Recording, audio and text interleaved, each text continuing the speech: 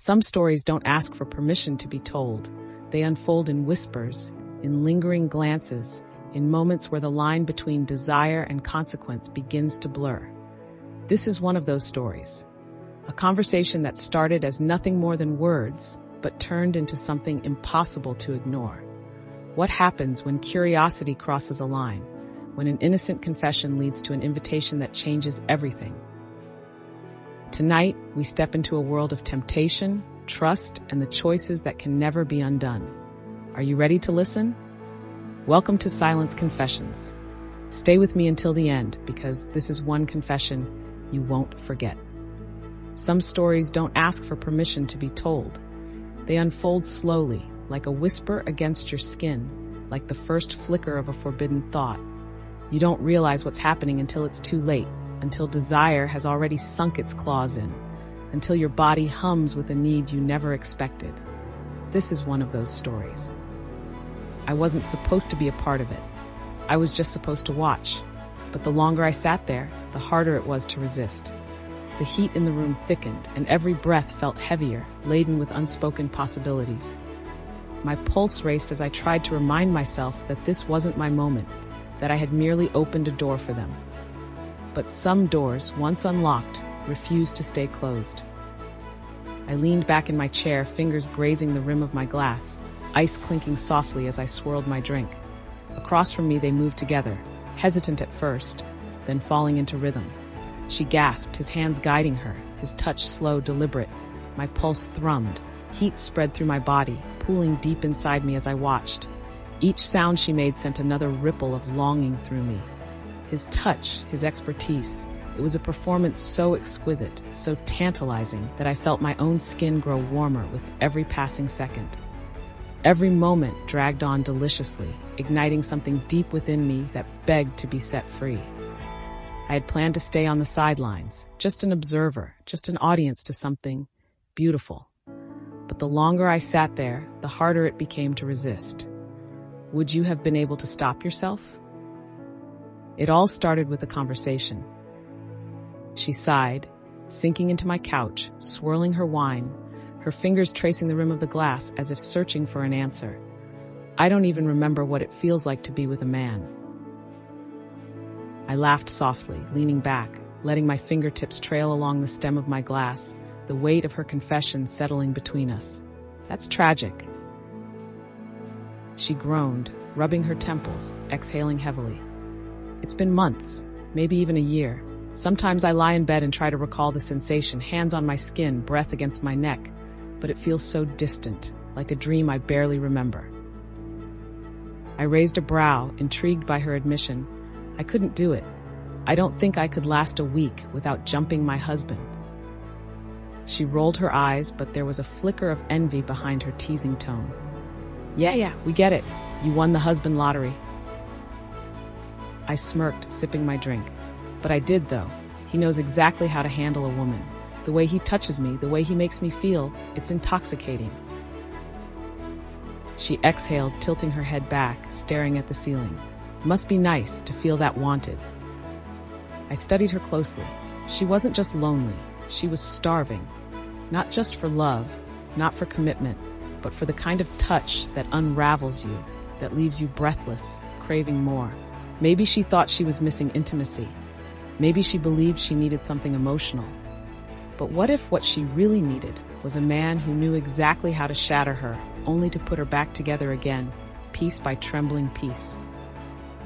That's the problem, I murmured, letting the tension between us coil tighter. She frowned, her gaze flickering to mine. What problem? I leaned in, voice barely more than a whisper, teasing, tempting. You think you feel like this because of your divorce. But maybe you just need a man who actually knows what he's doing, who knows how to touch you, how to make you fall apart in the most exquisite way.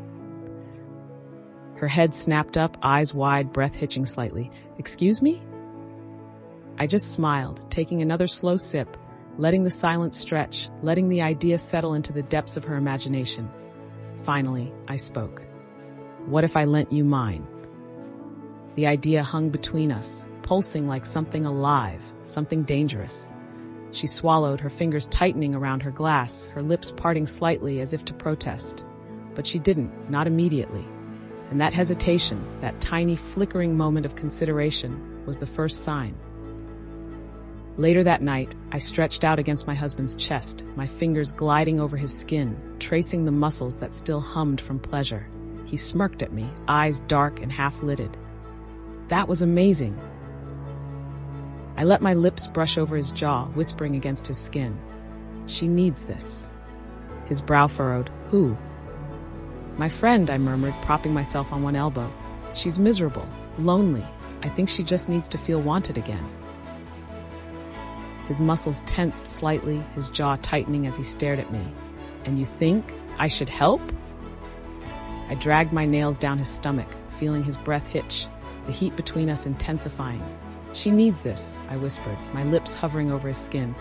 And you know exactly how to make a woman feel good, to make her beg, to make her unravel.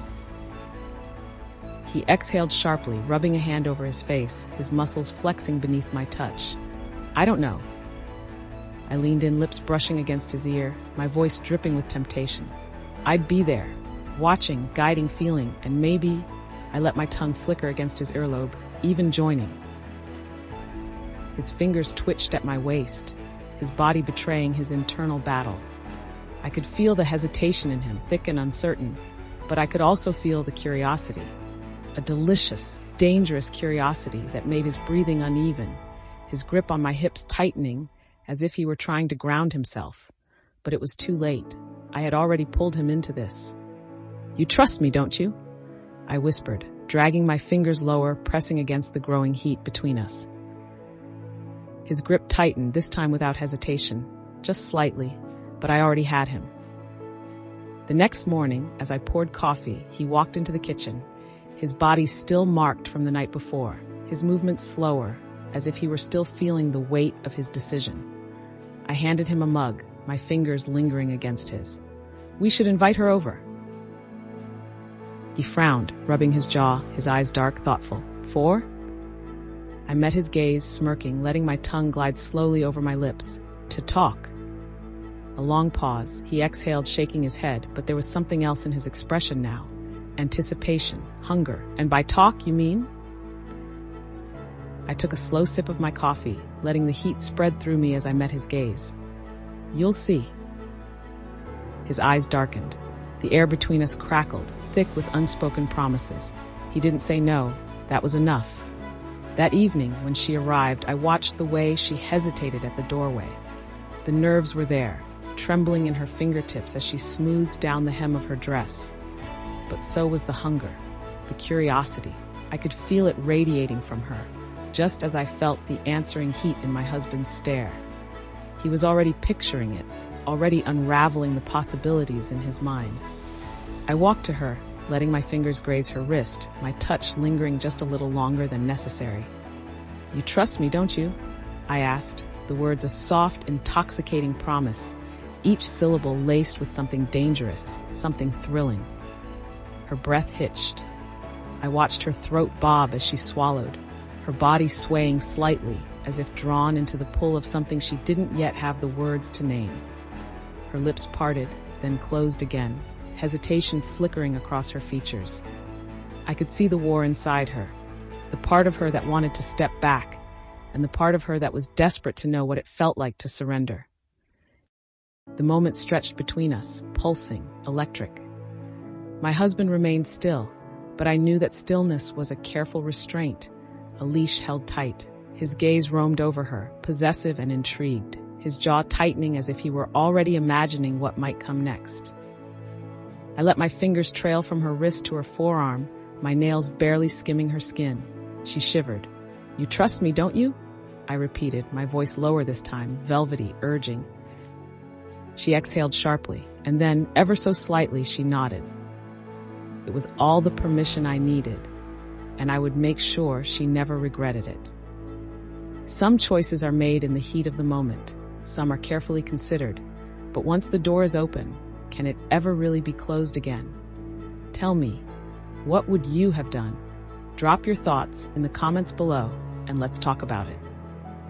If this story pulled you in, Don't forget to hit that like button. It lets me know you want more. And if you haven't yet, subscribe and turn on notifications. Because here at Silent Confessions, the truth is always waiting to be told, even when it's the kind you'd rather keep hidden.